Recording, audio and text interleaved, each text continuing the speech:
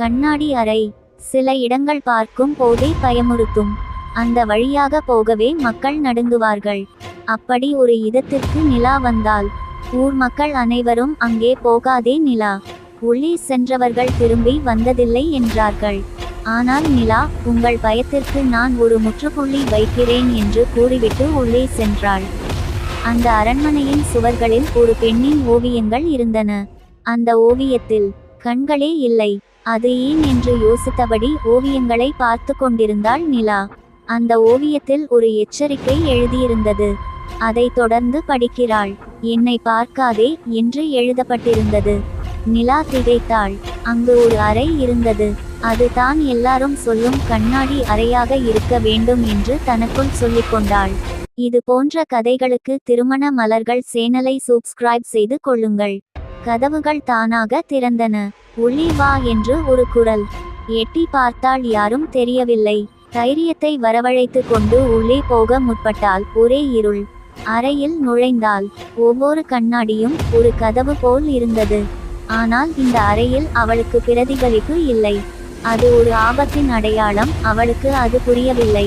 அவள் பிரதிபலிக்காத இடத்தில் யாரோ பிரதிபலித்தார்கள்.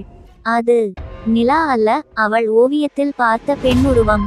உன் பிரதிபலிப்பு இல்லையென்றால் யாரோ அதை திருடிச் செல்லுவார்கள் என்று ஒரு குரல் கேட்டு நடுங்கினாள்.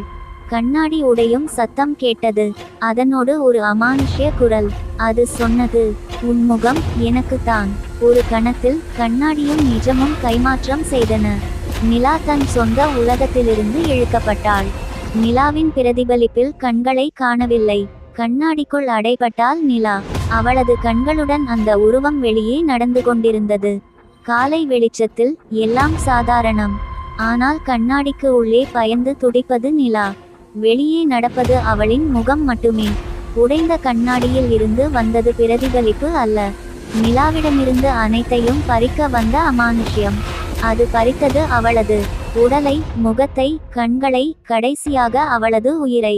உள்ளே சென்ற நிலாவை காணவில்லை என்று ஊர் மக்கள் போலீசார் இடம் தெரிவித்தனர். போலீசார் உள்ளே சென்று பார்த்த போது அந்த அறையில் அவருக்கு கண்ணாடிகள் மட்டுமே தெரிந்தன. உள்ளே கதறிக்கொண்டிருக்கும் நிலா அவருக்கு தெரியவில்லை. அதன் பின் நிலாவின் உருவத்துடன் ஒரு பெண் அரண்மனையில் இருந்து வெளியே வந்தாள். அது நிலா அல்ல என்பது நிலாவிற்கு மட்டுமே தெரியும். கண்ணாடி அறை.